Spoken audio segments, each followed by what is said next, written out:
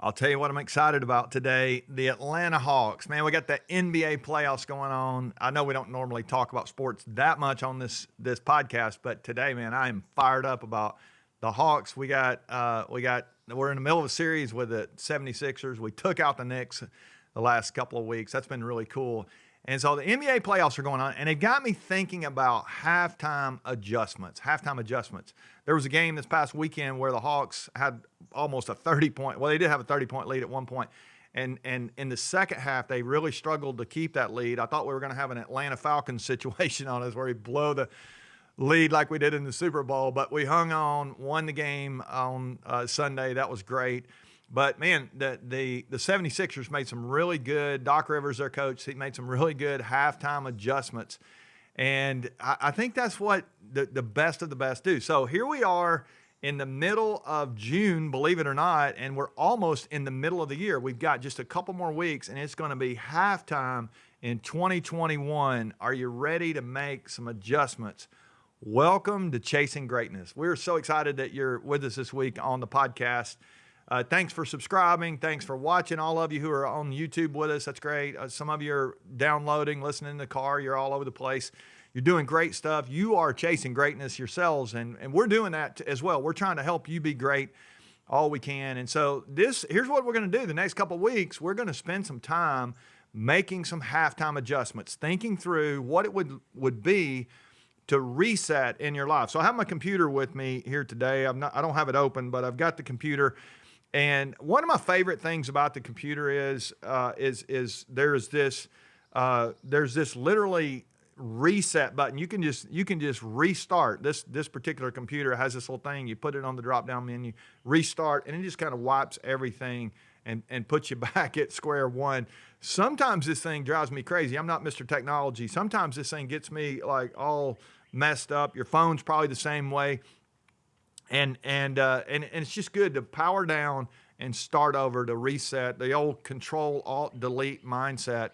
As you think about your life right now, are there some places as you've come through the first 6 months of the year almost where you need to reset and you need to Control Alt Delete and you need to leave some stuff behind and you need to look forward to the second half and doing some things differently? Because maybe there's some places where you feel like you've lost momentum. Maybe you're losing the game if you want to use the sports analogy. And you're asking yourself, how can I really still have, because you really do have half a year left in front of you. You got a chance to do some really amazing stuff as you go on into the second half. So the next couple of weeks, we're going to talk about resetting. I got a couple things that will, I believe, help you as you think about resetting. But today, I've got a list of questions that I have written out for myself that I believe they're helping me. I believe they might help you. And so I'm going to share them with you today as we take a few minutes together. So if you've got your notepad, if you're driving, you probably want to maybe pull over on the side of the road before you start writing this stuff down. But if you're watching, if you're in your office somewhere, you've got a chance to get a notepad, I would encourage you. We'll include these in the show notes as well, these questions, and I think they'll pop up here for you. But I want to give you some questions that I think that will help you as you reset going into the back half of the year. So here's the first question. I think it's a good time sometimes to we don't think about it this way, but I think it's a good time to celebrate halfway through the game. Sometimes we need to stop and say, there's some things that are working. So that's my first question for you. What's working right now? What is it that you say, this has been really good the first half of the year? This is an area of my life where I feel like I'm making progress. This is an area where I feel like I'm really focused. I'm locked in. Maybe I need to up my game just a little bit. Maybe there's engagement's waning a little bit. But truthfully, there's some things that you've done this first half that you're proud of, you feel good about. You're actually feeling like you're making progress. You're maybe even seeing results.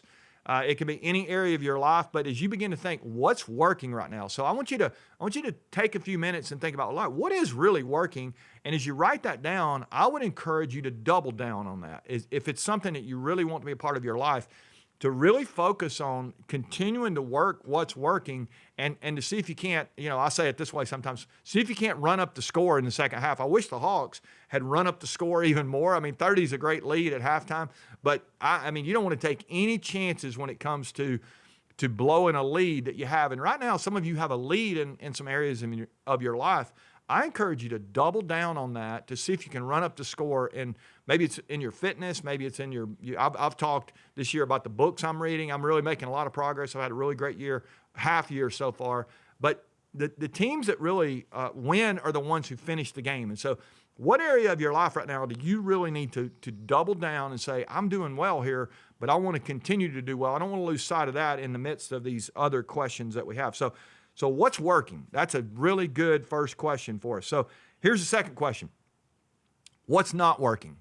What's not working? You started out the year, you had this idea of something that you wanted to accomplish. Maybe you thought it was going to go one way, or you hoped it would go one way. You planned for it to go one way, but as I've said before, we talk about this sometimes in our training. Hope is not a strategy. You believe and behave your way to high performance. And there's some of us, we have some areas in our life. I got a couple of them. It's just not working. This is not working. I'm going to have to do something different if I want a different result. And so it helps me to think through that, to write that down. And you might even think about it in two ways. There's a lot of ways to think about this. Think about it at work, what's not working at work, but also what's not working at home. You've heard me say before, if you've been a listener, if you win at work and you lose at home, you still lose. And so are there some things that maybe are not working, not just at work, but not working at home? And maybe there's some recalibration some reset that needs to take place. If you could just Control, Alt, Delete, restart, power down, start back up at home, what would you do? If you could do that at work, what would you do? This is a good question for us to ask ourselves. All right, I got a third question. This question right now for me is been burning on my mind a little bit in the last few days. What's missing? What's missing? I like what's not working, but is there something in my life right now that's missing? Is there something in your life that's missing? You don't have the person you need to help you. You don't need to have. You don't have the resources you need. Maybe there's some resources that are missing. You don't have a coach. Maybe you need that. What's missing in your life right now? You don't have a plan. You don't have a framework. I mean, there's all kinds of things that could be missing right here. But I think it helps us to identify what it is that's missing. And if we can identify it, I think we can go after it. It's so important for us to give thought to what's going on in the game here and not just assume, again, the game, it's your life, which is way more important than a game. So as you look back over the first half of the year, what's been missing in your life? Is it a routine? Is it discipline? Maybe is it a heart or a passion? I mean, what is it that is missing out of your life? If you can identify that, you can all of a sudden begin to make some adjustments and go into the second half with a new heart, with new disciplines, with more routine. Whatever it is you need, whatever it is that's missing, another person on your staff, a conversation that you've been needing to have at home. I don't know, but there's chances are, if you're listening, something's missing in your life right now, and you have a chance. It's incredible how when you know what's missing, literally earlier today, I couldn't find my phone. I'm like, what did I do with my phone? And all of a sudden, I started looking for my phone, and it didn't take me just a second to find my phone because I was looking for the phone. I didn't find anything else during that time. I was looking for the phone. What are you looking for right now? What is missing? If you can identify it, you can probably find it. Here's another question.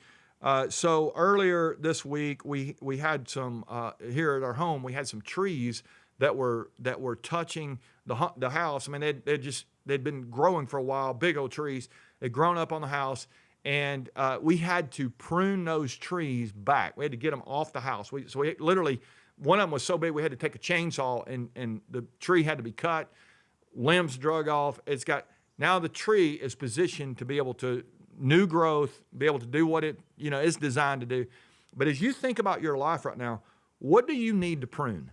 What area of your life do you need to prune? You've just let some things overgrow. You've let some things become cluttered.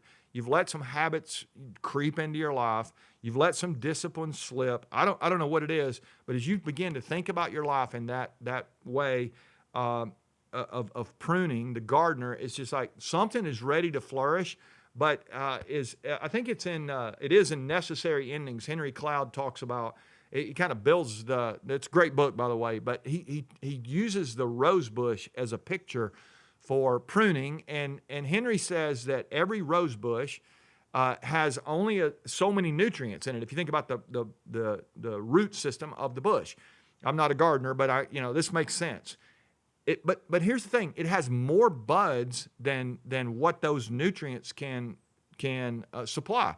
And so the really good green thumb gardener understands that if you can prune back some of those unhealthy buds, all of a sudden that plant wants to explode. And there's nothing more beautiful than a great rose bush that's in full bloom. It's really cool. Your life is sort of like that rose bush. And if you want to think of it with Henry's language, like necessary endings, are there some things right now that you need to stop doing? They're just not working. We identified that a second ago. They need to be pruned. They need to be cut back. And truthfully, this second half of the year, your life, there's some areas where it is ready to explode. It is ready to go to the next level, but it's not going to happen if you can't get rid of some things that are encumbering. They've got you tied down right now. They're holding you back, shackled almost. And so where is it that you need to let go of some things and move to the next level? Is there one thing that you would say, I need to quit this? If you could identify, how would you answer that question? What is the one thing you need to quit? That's a good question as you think about pruning. All right, so here, just a couple more questions today as we think about resetting our leadership, resetting our lives, resetting our strategies, whatever. There's some areas probably you need to reset going in the second half. So here's question number 5 today. Let me review real quick. What's working, what's not working, what's missing, what needs pruning? Here's question number 5. What's your number one priority for the second half of the year? As you think about the second half of this year, what is your number one priority? And I love priority. I've said this before. It's a singular word. It doesn't, it literally was always a singular word until we as Americans thought, well, let's just come up with priorities. Let's just make it a few of them. Well, by definition, priority is singular. So as you begin to think about singular focus in the second half of the year, if you had one thing you could accomplish, what would it be? If you had one thing at work you could accomplish, what would it be? What's your priority at home? I understand when you think about priorities, there's different places where you have a priority, but as you begin to think about every day of your week, what is that one thing that day you're trying to get done? If nothing else happens, this has to happen. And the most successful people I know, they think in this idea of priority. They have the ability to narrow down, not live sporadic lives, live strategic, focused lives. And I think when you can say, what is my bullseye? What is my target for today? All of a sudden, you narrow that down and it just begins to become a force multiplier for growth. And so if you want to say, what is my focus? That's okay. What is my priority? My number one, my only really priority, if you think about it. And once you get that done, you can move on to something else. That's fantastic. You can have other objectives, those kind of things. But like if you had one thing that you said, this is going to happen before the end of this year, what would it be? Name that, write it down, go after that. That would be cool.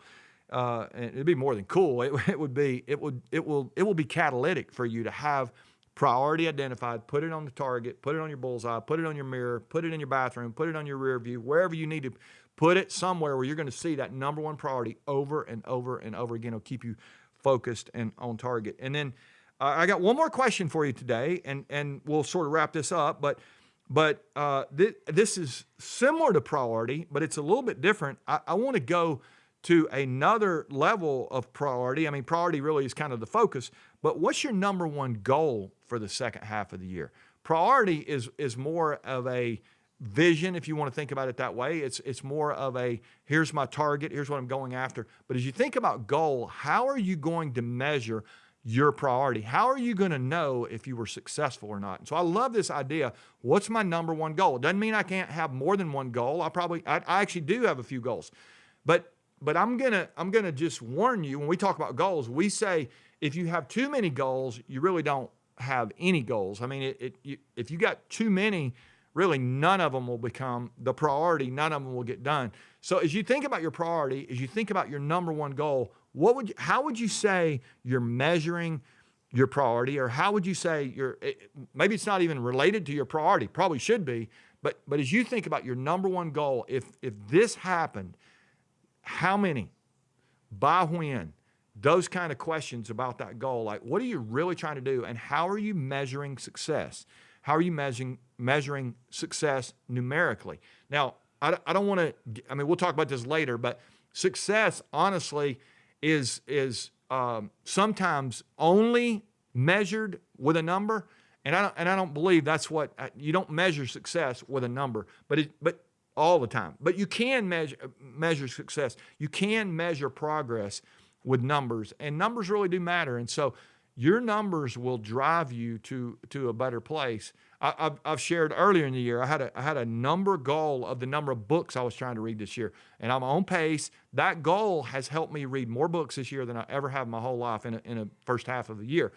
It's would not have happened had I not gone public. I even stated it on the podcast, how many books I was trying to read for this year. I wouldn't be on track. I wouldn't be making this much progress had I not put that goal on paper. So as you begin to think about your goal, the way you're measuring your priority, the way you're measuring your success, again, I'm not asking you to define success with a number, but I am asking you what number, if you had one number you could accomplish between now and the end of the year, what would that number one goal be? So the reality is some of us have just been flying by the seat of our pants the first half of the year. I mean, think about that. Here you are halfway through the year, and you're not sure if it's been a good year or not. Maybe it's because we didn't really have a goal. We didn't have a target that we were shooting for. You don't know what winning even looks like. You're just like, if I feel happy, I guess I won. Well, I feel and I guess are not really the way you want to measure this life that you have. You have an opportunity to be great. You're only going to be great if you get locked in on your priority, on your focus. What are you really trying to do? And if you will do that, all of a sudden you will accelerate your progress. And yet toward what? As you think about your number, like what is it? If I could get one thing done, I could accomplish one thing, what would it be? Those numbers, they really do drive improvement. And so I would encourage you to lock in on your number one goal for the second half of the year. All right, so let me review our questions here. We're resetting our lives as we go into the second half of the year. And so here are our questions one more time. What's working? What's been going really well? Where do you need to pat yourself on the back and say you're doing good? Keep up the good work. Where do I need to run up the score as I go into the second half? You've got progress going on. Let's lock in on that. Secondly, what's not working? What is it you look at and you just go, this is just a mess. I've got to do something different. What's missing right now? Is it a person? Is it a system? Is it some kind of framework, something you need, a resource, a discipline, a habit? Is there something missing from your life right now? You still have a chance to embed that in, move forward, and get to a place where more stuff is working because you got one of those missing pieces plugged in. What do you need to prune? Are there some places where it's if you think about what's not working, maybe there's some things that need to just really be pruned back. We need to stop doing those things. They need to go so your life can really explode here in the second half. And then these last couple of questions, what's your number one priority? What is that singular focus thing that you say, this is what I'm going to be about in the second half. This is where my effort's going to go. This is where my energy is going to go. This is where my focus is going to go, all those things. What's your number one priority? And then finally, how are you going to measure whether you win or not? And I think if we can get that number one goal written down, we can know this is what I'm really trying to do. This is how I know if I'm accomplishing it, I'm making progress.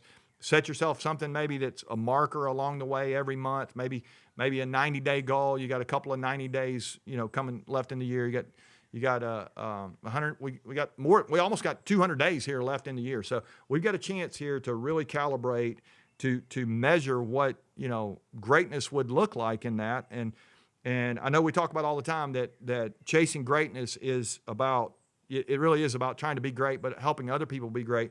But there are some things that you could say that was great. You can measure that, and so I would encourage you to identify some places where you can make measurement a friend of yours. It can be a tool really to drive performance to help you get to a better place.